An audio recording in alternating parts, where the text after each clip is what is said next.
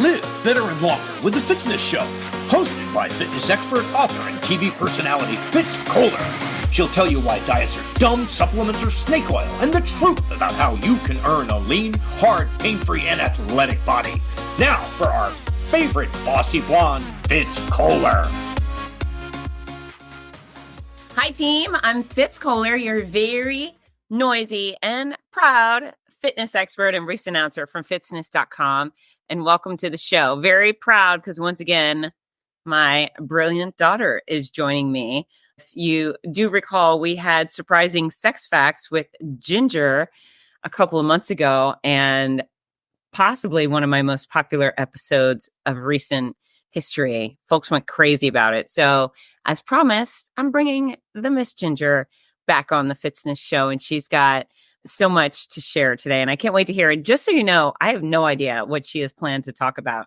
She's asked me what I wanted to talk about, and I just said, Ginger, I don't know what you know. So you conjure up a topic of things that you know that you like to share, and I'll be surprised. So really excited to get to that. If you haven't done so already, make sure you click follow on the Fitzness Show wherever you are and leave me a review. Say something nice, hopefully nothing hostile, but whatever. I'll take what you got. I just want to see your name pop up in those reviews, and then you get extra points. That's right. I am generously handing out extra points for everyone who leaves a review. Oh, and if you haven't done so yet, go to fitzness.com. My gosh, the Fitzness running flags are beautiful. The tees and the tanks and the hoodies.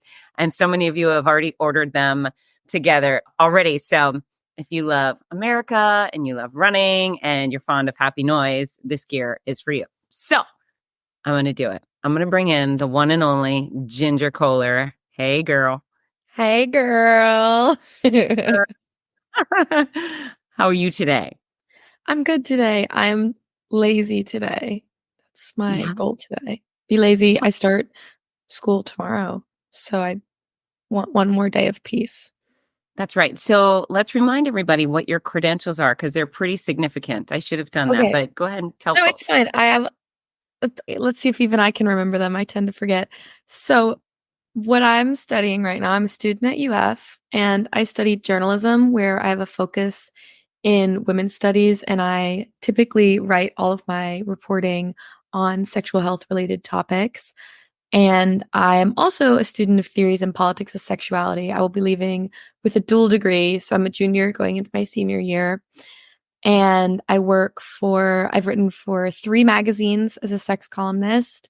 I write for the local paper sometimes. I go to presentations around campus.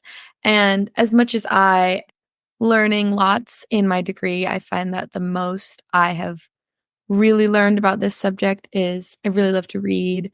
I read different sex ed research articles and things like that. And I've conducted some research over the years of my own. And so sex education is just kind of on a constant loop through my brain, trying to learn new things. And then of course you learn from the people around you. Once you start talking on that subject, trust me, people want to talk. So yeah, that's right. I love studying sex ed, and I like studying fun sex ed specifically because I think there's too much fear in it right now. But yeah, right. And if you're with the right person, or I guess with yourself, sex could and should be wonderful, right? A wonderful part of a healthy person's life. Yeah, I mean, there is such a small section of the population that is having sex solely for procreation. Most people are having it for fun or some aspect of it. Hopefully, even if you are doing it for procreation, that it is fun.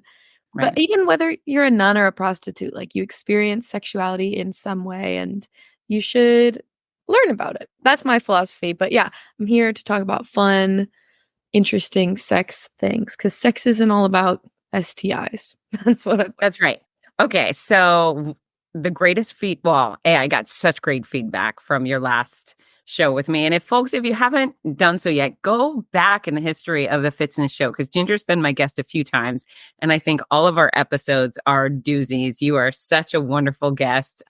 Surprise, surprise. But I had so many friends reach out and say, oh my gosh, I can't believe you had that conversation with your daughter. They just were I don't know, they had the heebie-jeebies or whatever, but they loved it. They loved it too. So what are your thoughts about having these conversations with me, and have your friends listened, and do they have any thoughts about it? I don't think any of my friends have listened, though lots of my friends are always like, you should have a podcast. I'd listen, which might be in the future, but we'll see. As for having the conversation with you, I don't know. I mean, I've definitely grown a lot in that area because probably until I was like 17 or 16, I couldn't say the word period out loud, which literally has nothing to do with sex. And I mean, I was so deeply scared of having those conversations that we made the decision when I was in like 5th grade to pull me out of the sex ed program because I was too scared to go into it. Right. And which honestly, I think ended up sparking me into this interest a lot more because once I learned about it, I felt like I was way behind everyone else. And I felt super out of it. And I definitely didn't like talking about it with you at all. I mean, I didn't like talking about anything related. Like, I mean, even periods, which are so natural and like not at all inappropriate, was just completely not okay for me. And then my interest in sex ed really had like nothing to do with actually wanting to having sex. It was just, I don't know, the subject is so interesting to me. It's like doctors, you don't want to be sick. You just, I don't know, you might learn about it. It's because I always get the question, how did you get into this? And for me, it was just, I think I was behind. And when I started catching up, I was like, wait, this is super interesting. And I just took it way farther. Like I was committed to wanting to be a sex educator before I had had my first kiss. So it's very unrelated to all that. And then, I mean, when I started bringing up the topics to Fitzy over here, my madre, it was related to like the research that I was doing. Yeah. And it was like, oh, I'm studying sex ed in school and I'm studying this. I read this in a book or whatever. And then I think we were kind of able to ease into those conversations through that. And we definitely hold to some extent a boundary where, we're not like yapping about our own sex lives to each other all that much. Though I think we have a understanding that that's appropriate if we need to. That's but right. Definitely, I think you just at this point see it as like, that's Ginger. Like she's just gonna talk about it. Like if Parker was talking about the same things I was talking about, my brother, I think you'd be like, whoa, a little bit. But I think because it comes from me and everyone just knows that is just the thing that I like to talk about, and it's such it feels like a platonic interest in the subject that nobody really bats an eyelash when I do it, including my mom, my dad, my grandma. I talk about this with my grandma. All my friends, I walk into a room and I'm like, so how's the sex? And they're like, that's just Ginger. That's just her. So I think that's how we're able to do it. So I love your perspective. It's funny, as a wee little one, you might have been 2 or 3. We used to say girl parts and boy parts, and then I threw out the word vagina, and you like that, and penis. Oh my gosh, did you use that one? And then we heard this clip where Oprah she was doing a trapeze, and I guess she landed or swung to the bottom of the trapeze with this harness, and she said, "My vajayjays be painting," and you just jumped on that. And so vajayjay became your word for a very long time. I don't think there were many other 3-year-olds running around shouting vajayjay, but it's funny because you've always had, and you're so silly that you're the person who can talk about this stuff because you're so comfortable with silliness. And the more outrageous something is, I find the more interested you are in communicating about it. But I want folks. I definitely think, I don't know. I feel like I always had a fascination with those types of things because even before I really like had a grasp on sex or had a interest in that, because even when I learned about it, I was very like distant from it. I was like, I don't want to know more about that. I don't want to know more. But I was very interested in pregnancy. That was something that I remember trying to learn a lot more about. And that's still something that really fascinates me. But yeah, I mean, it's funny how I was so comfortable. And then I don't know if you've seen the Inside Out movies, but I feel like I went through the Riley phase where the just like fear and the embarrassment emotions came through in middle school and like got me on a chokehold. But once I started coming into myself again, I feel like that interest, just that comfortability really came back. Yeah, for sure. If you don't mind me sharing, in fourth grade, you were in a mixed class. It was fourth graders and fifth graders, and the fifth graders went off to sex ed, left the fourth graders in the class behind. And through mutual friends, I was told that those fifth graders had learned about their periods and so forth. And I thought, well, those 10-year-old girls are going to come back and give some sort of convoluted version of this period thing to my 9-year-old. So I felt like I needed to tell you so you didn't freak out. And so we went to McAllister's. We were having lunch and I broached the subject of a period, and you looked at me and you cried and you said, "Don't you ever tell me anything like that again." And you ran off to the bathroom crying. And so then I waited. I was like, okay, she's not ready. When it came to sex ed the next year, you wanted nothing to do with it. I think you were the only child in fifth grade who didn't want to do it. And I didn't want to force you in there. I figured, okay, we'll talk about it when you're ready. And then eventually you were. And then eventually you said, "Mom, you're avoiding talking to me." And I said, no. You told me not to talk to you about this. So yeah, I think what it was is like looking back on it, I think when you told me about periods, it sounded so scary. And yeah, they are. I'm going to throw that out there. They are incredibly scary and were incredibly awful when I got them. So I just assumed that because that was happening down there and that was scary as hell to be like in extreme pain and bleeding out and potentially having babies, that the rest of it must be equally terrifying, if not more. I was like, there's more? I don't want more. So little did I know that it was something that could be awesome. Periods can't be awesome. I'm going to say that they're not awesome.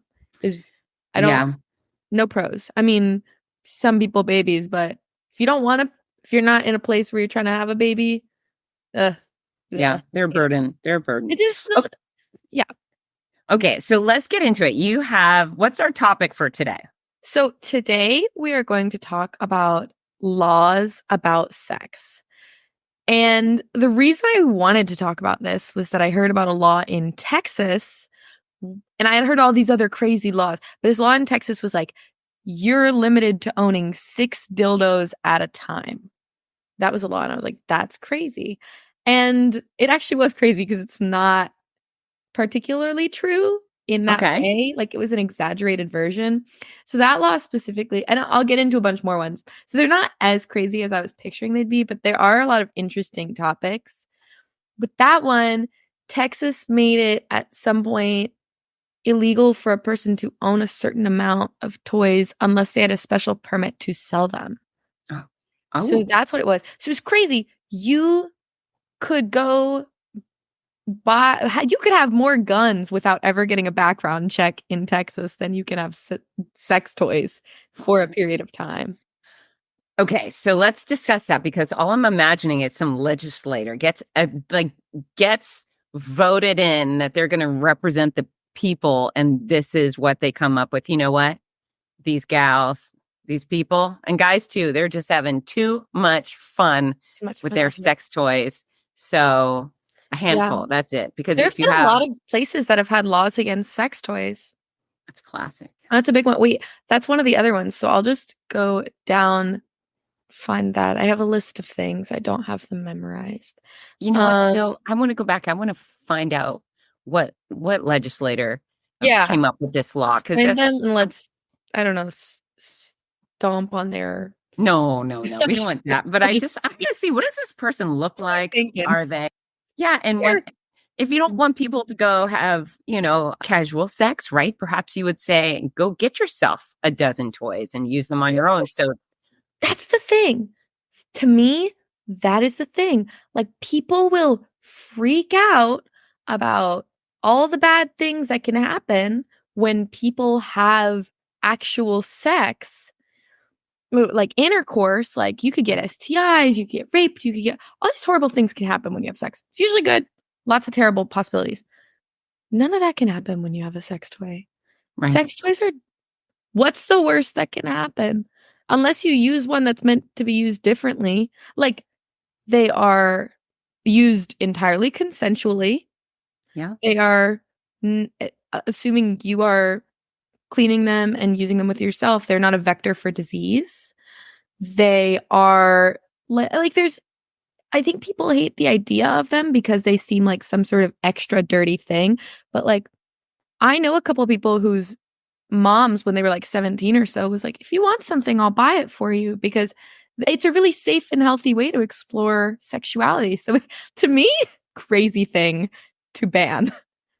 Right, right. Well, you know what? It's funny. You just made the gun comparison. Guns don't ever just stand up off the table and shoot people, right? It's always in the hand of the wrong person. And so a sex toy, and unless someone doesn't, I don't know, unless a bad guy comes at you with a sex toy, I would imagine encouraging independent use of them would be. Yeah, I think it's a more than productive. I think I don't think there's anything dirtier about sex toys than there is any other aspect of sex, because if Yeah. anything, they are one of the most safe and effective vectors for people to use. And they are also an extremely great way to learn about yourself and understand yourself so that when you have a partner, you can communicate those things.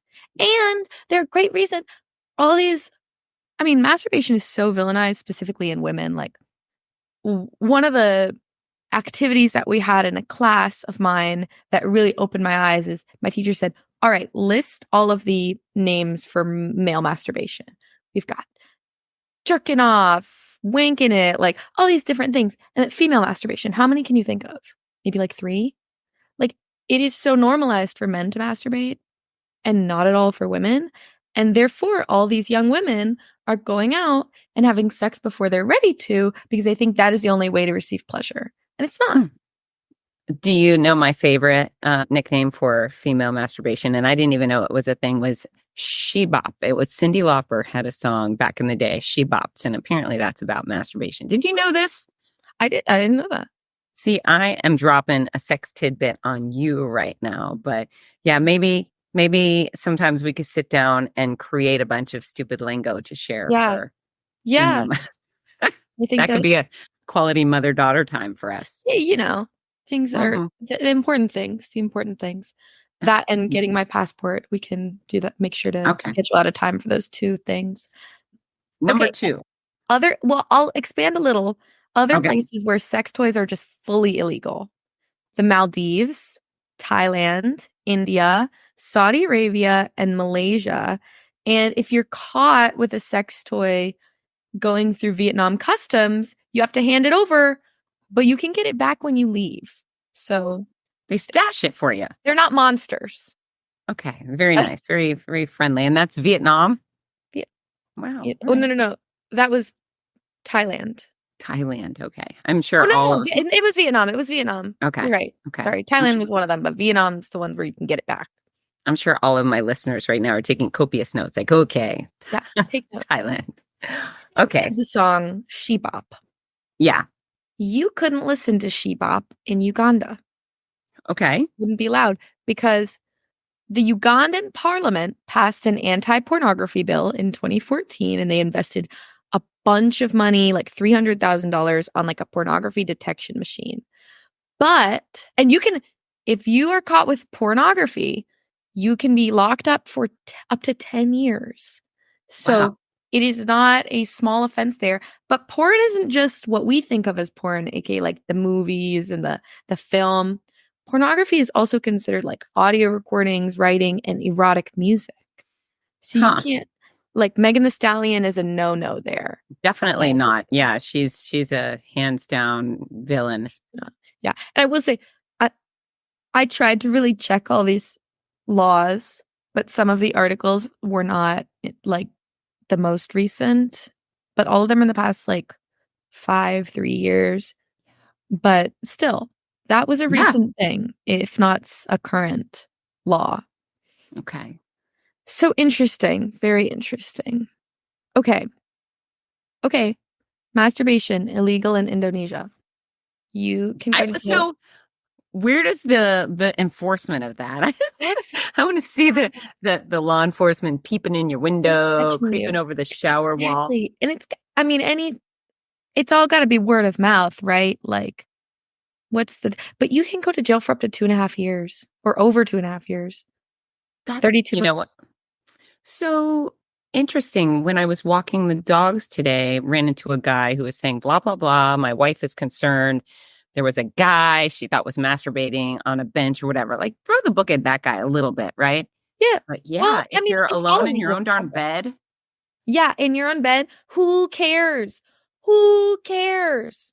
and then it would be fun to do research. Maybe I'll assign my intern to this to find research of somebody who actually was convicted of masturbation and put away. That would be very interesting to learn about. That would be interesting. Yeah, Hmm. that's kind of what I boil down to with almost all of these laws is who cares?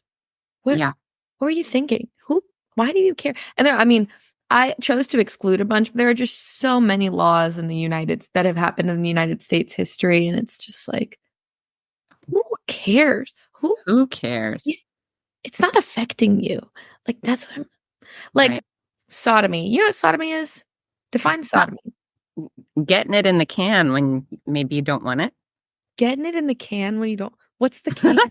Your tush, your booty, your bum. Anal rape? That's what you think sodomy is? Yeah. No, that's No, not what because sodomy that's what I think most people think it is. Okay, true. And we'll get to why that's important. So, sodomy is any sexual act that is not intended to create a child. It's not intended for procreation. Huh. So, Well, that definition has been skewed I know. big time because And for I'll give you a general little history. purposes. Yeah. So, sodomy is it's weird. Sodomy is oral sex, it's anal sex, it is straight people intercourse if you are wearing a condom or if you are on birth control. That's considered sodomy. And sodomy is, I believe, a term that was used biblically, but it was specifically in the United States. I'm going to talk about, obviously, there's other places that have done this, but specifically in the United States, the term sodomy was used to target gay people. Sodomy was banned in, I'm going to list the states: Alabama, Florida, Georgia, Idaho, Louisiana, Maryland, Massachusetts, Michigan, Minnesota, Mississippi, North Carolina, Oklahoma, South Carolina, Texas, Utah, Virginia. Sodomy has been banned in all of those states, and it was banned specifically to target gay people. Though sodomy is technically also against oral sex with straight people, they weren't arresting straight people. They were only arresting gay men. And sodomy was actually only overturned by the US Supreme Court in 2003, which is recent relatively. That's when I was born. But a lot of these states still have these laws on the books. Okay, every state I mentioned are states that still have sodomy against the law in the books. That's crazy. Yeah, I know. And Again, then there were more states who that it cares? was against. That's what I'm saying. Who cares? I mean, what they cared about is they were homophobic. That's what it was. Right. They weren't. Very rarely were they targeting those good old straights. Like, this was their roundabout way to hit the gays where they wanted them. But then people started making the argument, like, okay, if you're gonna arrest this guy, like, you also gotta arrest yourself, Pookie Bear. Like, what are you thinking? But yeah, so it's interesting because I think that term has been completely shifted, and a lot of religious people will use, like, well, the Bible says you shouldn't, like, sodomy isn't good or whatever. To be fair, I've never read the Bible. Don't know that it says that. I just feel like I've heard that as somebody who's outside of the sphere. I hear sodomy being used as, like, a negative term, and specifically in ways against gay men. And I'm like, but it's all, like, even married people having sex for pleasure with a condom is considered sodomy. That's what sodomy is. Interesting. That's interesting tidbit. And then I think if you're a consenting couple of whatever gender, and you want to get in the can, nobody ever says, like, hey, let's do sodomy tonight, or I want you to sodomize me. I just sodomize it up. Sodomize. How about a little sodomy tonight, right? Yeah. Yeah, but but that actually means any sex that's not meant for trying to make a baby. Yeah. Sodomy laws. Foolish, but interesting. Go on. This is one that I think you will be like, I'm talking about Missouri, but this these laws are on the books in many, many states. I just think Missouri is specifically a good example. So in Missouri, any house that has 4 or more unrelated females living together is considered a brothel and therefore falls into the category of illegal sex work. Wow. And yeah, and this is, I mean, New York has these laws on the books, Nevada, California, Texas, Louisiana. Females only. This does not apply to men, so it's Wow. completely sexist. Charming. And so though this law is widely considered unconstitutional, it's not something that is playing out in the courts right now because it has been considered like nullified. Nevertheless, how this is really making its impact currently is that in many states, schools will refuse to have sorority houses because they fear the brothel laws that are still in the books. Huh.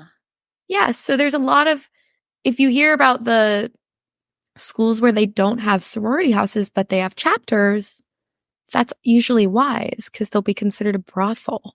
That's fascinating. That is a good, interesting tidbit you brought to the table, Ginger. All of these have been really, really good. And so, the Golden Girls, brothel. Brothel.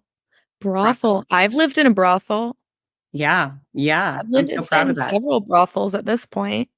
That's fascinating. Huh. Yeah. You know, what would be interesting is for a governor to just go to read through all the laws. I'm sure there's a colossal amount of laws, but to just sit there every night and kind of red pen some of this old silly garbage that might have been really relevant if you were in the 1920s, but enough's enough. Just let's get it off our books. Yeah, And I think it's interesting because so many of these laws, they're bad laws, but it's like, I think people essentially are like, well, nobody's really using them, so Right. it's too much work to get them off the books, so we'll keep them. But then what happens is sometimes when, XYZ people want to target another Yeah. group or Yeah. whatever, they're able to use them like the sodomy laws, they are used. They don't use them for everyone. They only use them for this specific group that they're trying to target. Oh my gosh. And in this case, women. Yeah, interesting. Yeah, it seems like old, outdated garbage laws. I get it that there was, we're supposed to evolve. So Yeah. I find it hard to cast judgment on people who made choices 200 years ago and 100 years ago. You do what you know, and not all of the people who were doing things that were kind of mean the whole society hadn't evolved as well. So I don't want to pigeonhole It's everybody one of those back then things as where the it's devil, like but you don't have to dwell on it, but it's important to acknowledge that, like, hey, wasn't good. Wasn't right, good. Like right, George right. Washington, great president, did a lot of Yeah, great things. Did he own slaves? Yeah, he did. yeah, Not good. yeah, Not good, George. But he also started a cool country. So yeah, rocking with George sometimes. yeah, Sometimes not. But, yeah. things like that. It's you don't have to freak since we've learned, but nevertheless, important to talk about it so we don't repeat the mistakes. Smart girl. Right. Look, I made you, and you're so smart. I'm back in 3rd grade history class, really pounding down that concept. Another law, Okay. bad, in many places still, but this has been a problem in the United States as well for a long time. Condom possession can be used as evidence of prostitution. So, Excellent. yeah, well, not excellent. I'm just, yeah. Yeah. Sarcasm. I'm hoping our listeners understand Right. sarcasm. And like New York, this law only ended in 2014. So only in the last 10 years has this law been taken off the books, which is, I'll explain why it's an extremely detrimental law and it's oftentimes condoms in like big quantities, which in that case, I would be so arrested because I have 3,000 condoms sitting in my living room that I give out to people. They would take me in a minute. They would snatch me off the streets. And what do they charge you with? Prostitution. That's considered like if it used to be if you were walking around New York with 50 condoms in your purse, prostitution. Yeah, I would that's maybe enough evidence. Yeah. Which is really problematic because number one, not really hard evidence. Not really hard evidence. So God forbid you're a sex educator like me.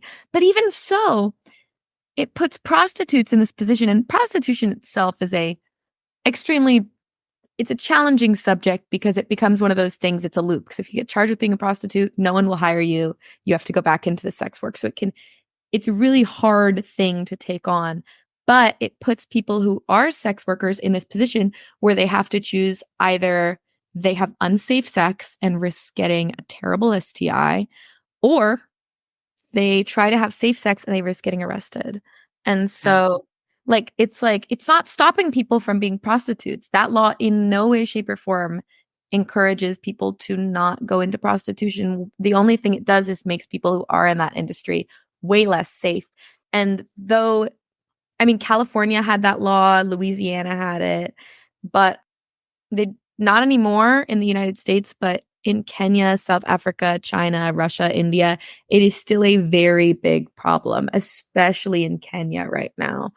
Interesting. And in Kenya, I believe also, I don't want to mix Kenya up with South Africa, but in one of those countries right now, it has been allowed, I believe, that clinics are allowed to deny sex workers, and both sex workers and trans people, health care. So like STI clinics, places that specialize in healthcare, the people that probably need it most they're just allowed to deny them any health care. So That's it's pretty unfortunate. interesting. I know I kind of went on a tangent there. That's okay. One thing leads to another. I like the way you're thinking beyond just the basic rule itself. It's what the rule or the law leads to behaviorally, right? Yeah. Yeah, that one. I mean, there are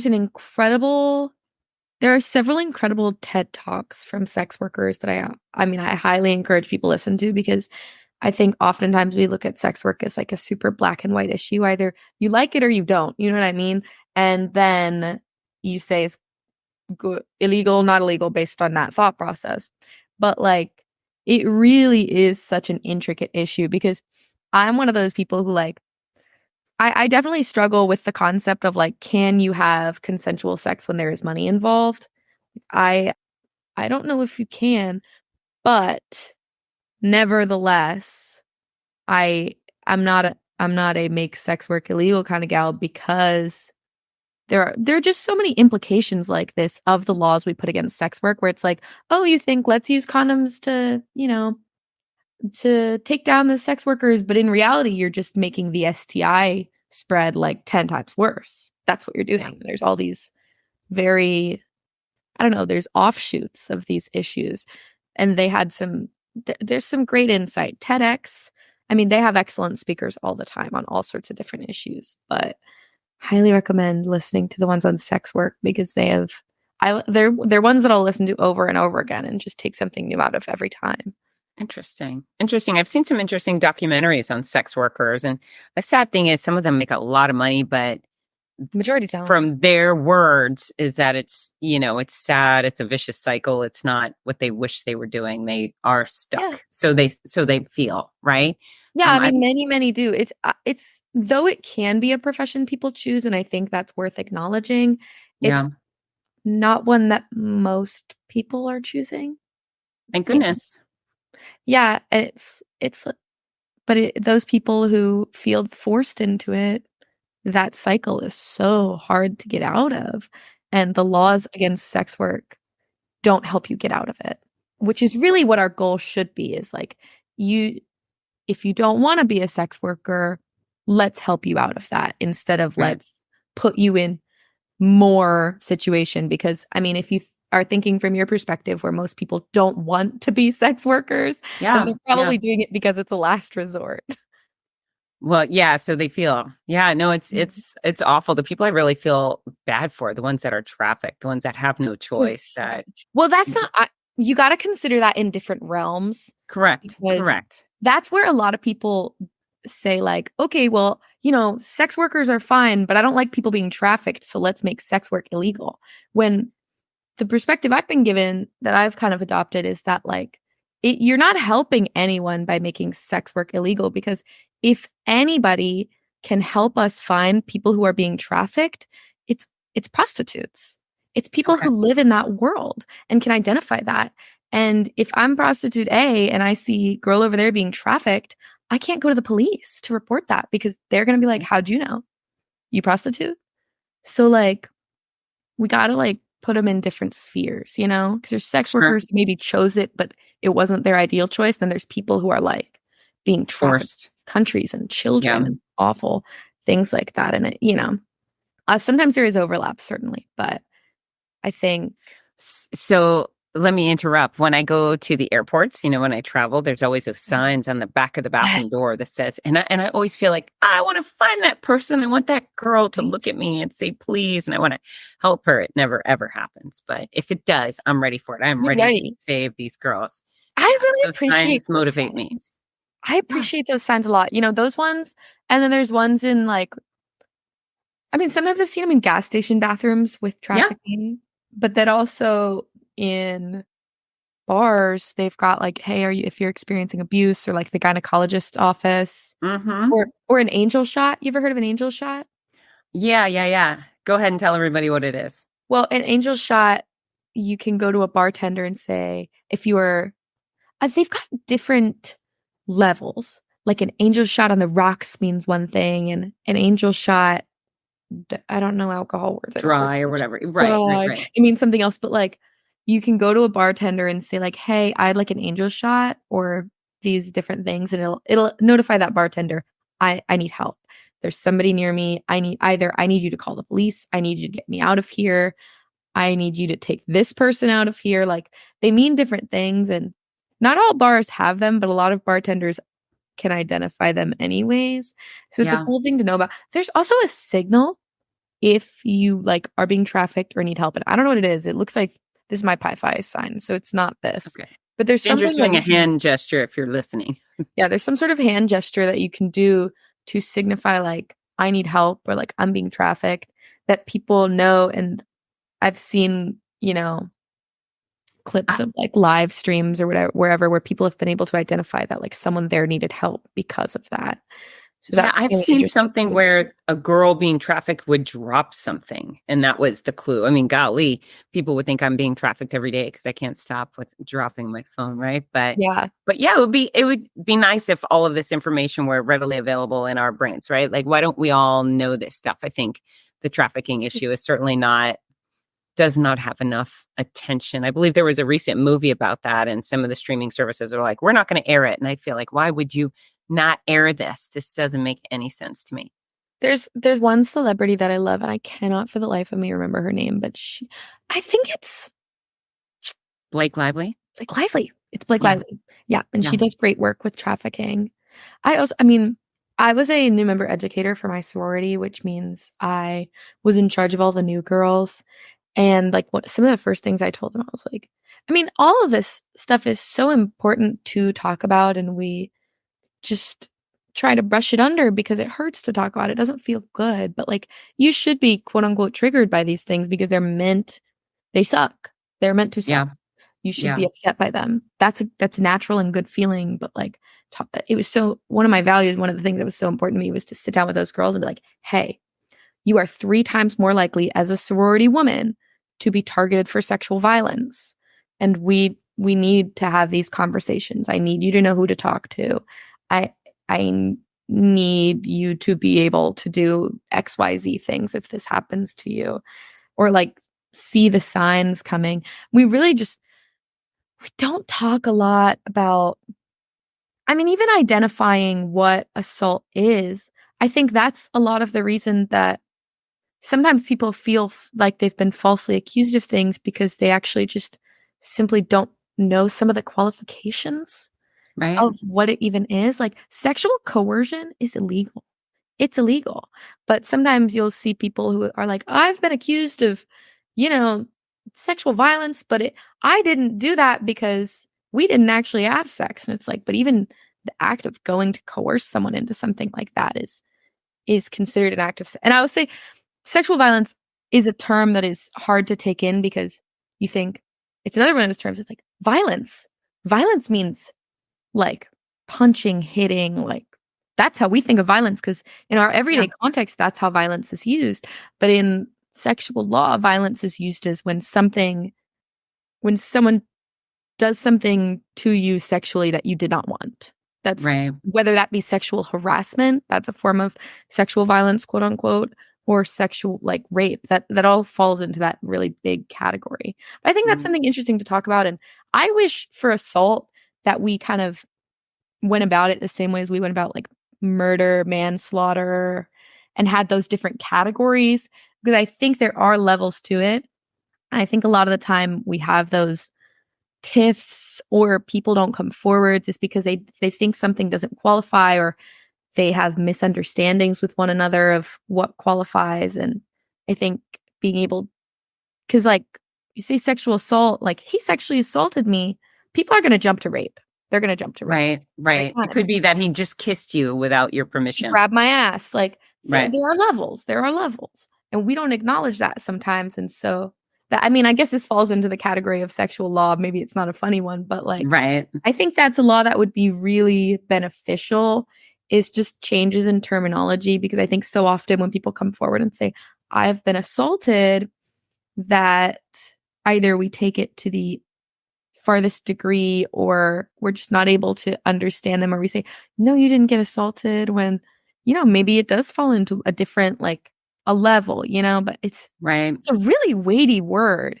Sexual violence, assault, like they are weighty words. And sometimes people don't come forward because they say, well, it wasn't that bad.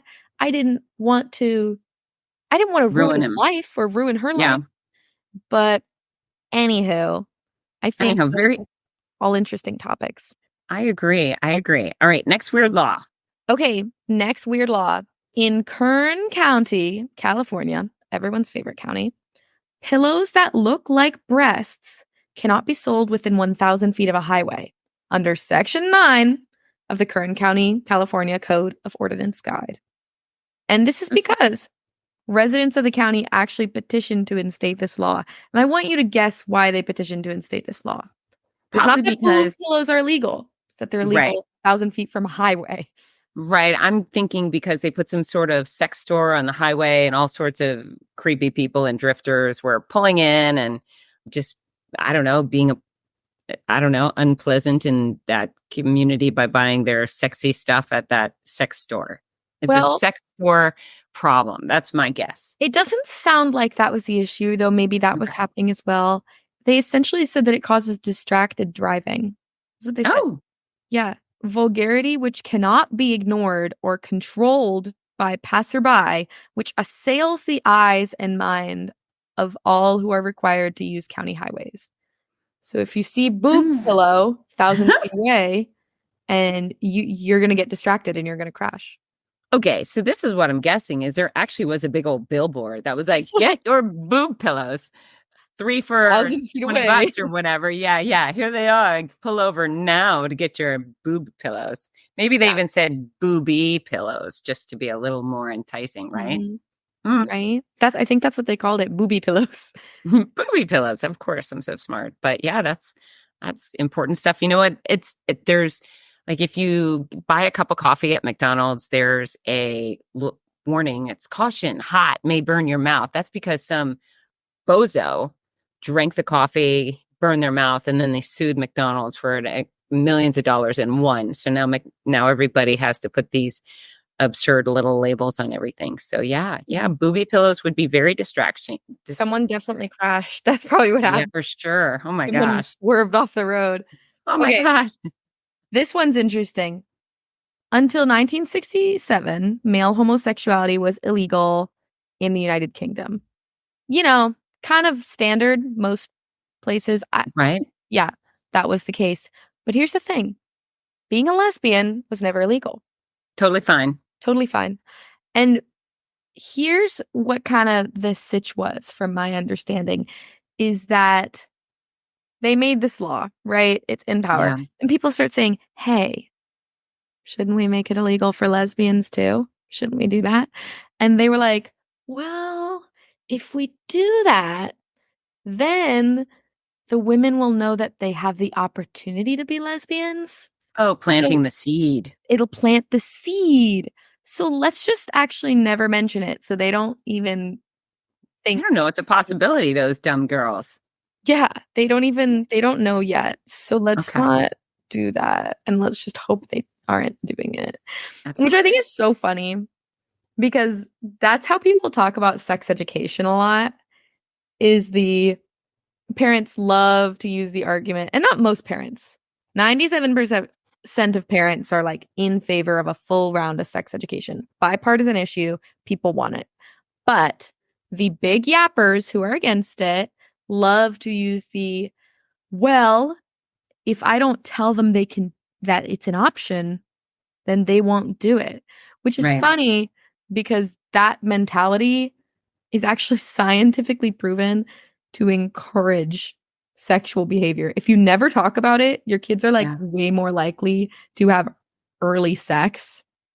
I would be really interested to know if, because they refuse to acknowledge it, that women were just having like way more lesbian sex than they would otherwise. That's a lesbian fiesta in England based then again, on the lack of acknowledging law. it by law and making it illegal is kind of like completely different than nice sex education.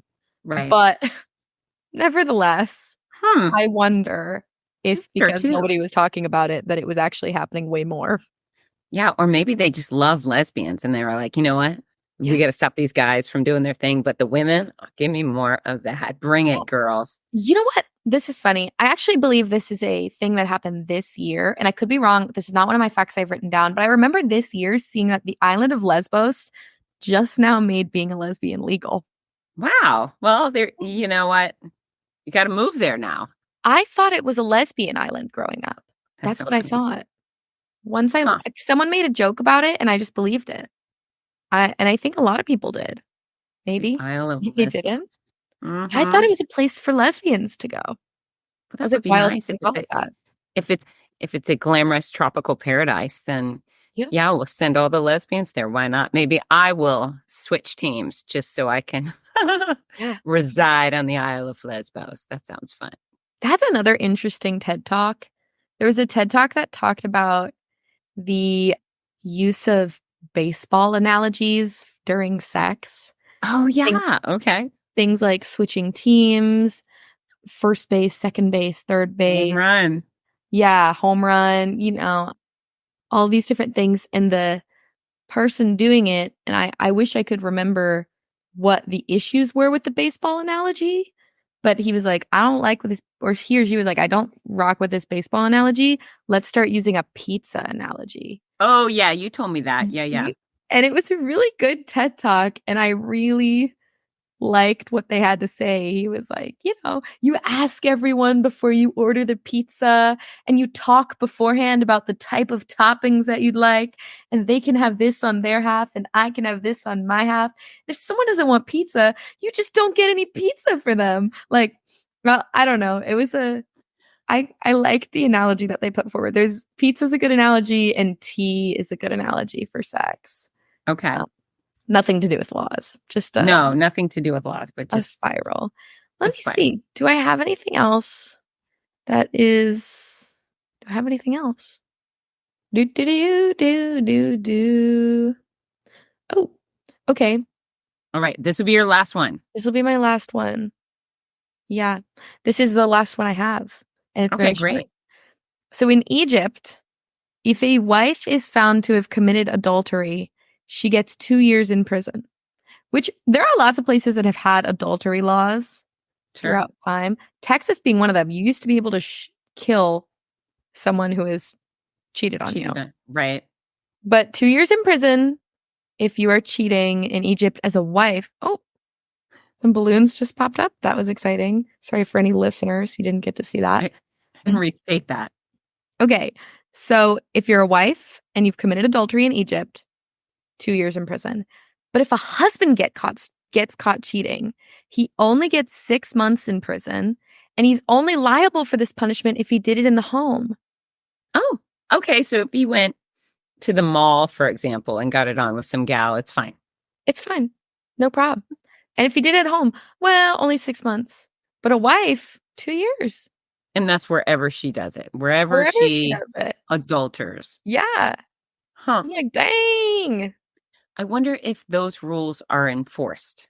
I would be interested. I mean, so many of these crazy sex laws are like either donezo or not terribly enforced, Or, I mean, it's really hard to enforce any of them, even if you were trying your very, very best, because sex is happening behind closed doors.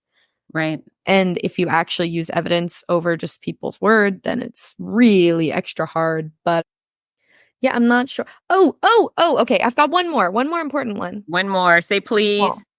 Say please. Please. Okay, go ahead and share. Ohio was the last state to officially outlaw sex with animals. I want you to guess when they did it. Oh, Lord.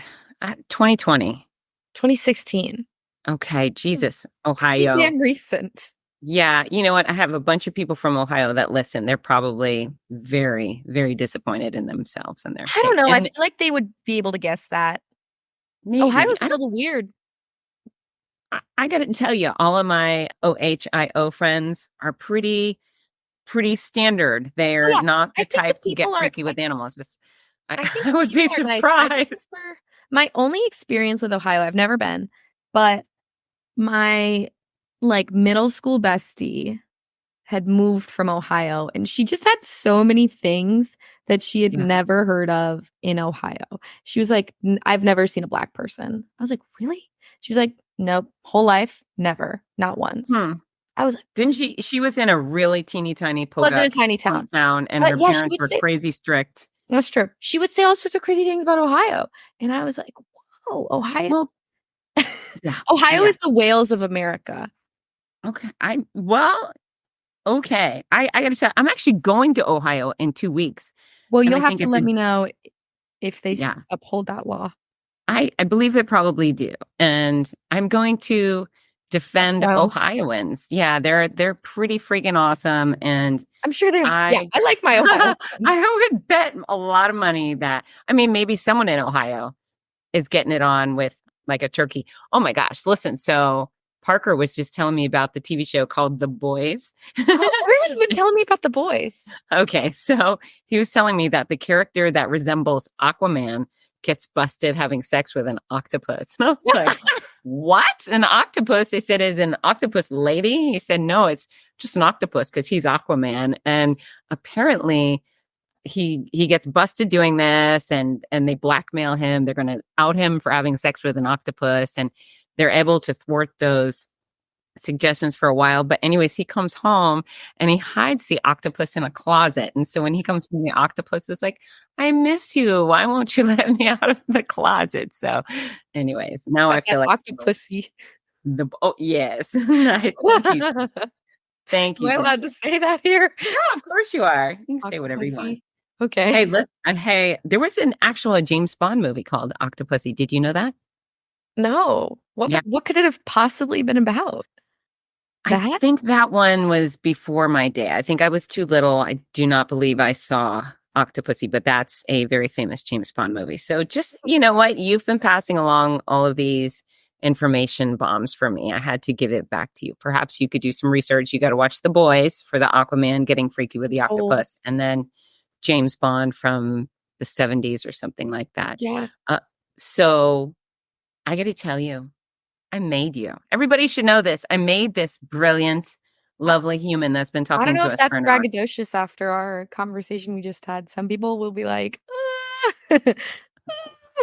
No, I think everybody is probably very impressed. And I tell you what, your episode so popular. And folks, if you haven't listened to the first episode with Ginger, go back. In fact, you got to listen to all of them. We have that one of the list with McCall's, and it's from the 1950s, and the article is how to get a husband or something like that. And those suggestions were hilarious, and you made that whole conversation so much fun. See, this chat was fun, but our others have been like extra fun. Yeah. But this, I think people are listening with the raised eyebrow going, no way. Yeah, No way. I'm I think you've hoping actually taught us something. I'm hoping it checked a different type of box off. I'm hoping it got you thinking out there. Yeah. And the other thing, Ginger, is I'm sure everybody will agree is you should start your own podcast. I tell you this all the time, but you are a wealth of information and you have so much passion and you're so smart and you're so much fun. And so I know you're adapting to whatever my interview format is, but if you start a podcast, I will listen to every episode probably 3-4 times. I mean, you're just, Thanks, Jane. yeah. You'll be all 4 of my views. I will listen to them all, watch them all Like, yes, when again. people listened, it's only my mom. Yeah, no, I have a feeling, you start small and grow, but I'm sure my audience would tune in. I would share them with you because they already love you. Thanks. All right. So after all that hot, funny, interesting sex talk, you have to share our song of the week. So a song of the week is something we want people to add to their playlist while they're exercising. They could be playing soccer or tennis or Right. doing judo, whatever it is. This is what I exercised today, and I listened to this song 3 times. It is new. I just saw this. It came out Friday. I just saw this artist in concert, and it is Accent by Megan Thee Stallion. And I think the chorus goes something about that she's thicker than her accent. Her butt is thicker than her accent. And that is cute. I know, it's cute. And you had a great time at her concert. It was great. And it's her and her opener did this together. She's really, Megan Thee Stallion, lovely lady. And her opener have been doing a lot of stuff together, which I think is really cool of her to lift up a smaller artist like that. But yeah, she's a banger of an artist to see in person, incredible performer, and incredibly fit. You watch her workout videos. They're super, super cool. She looks like she's training for war. And I think my workout playlist is like 85% Megan Thee Stallion songs.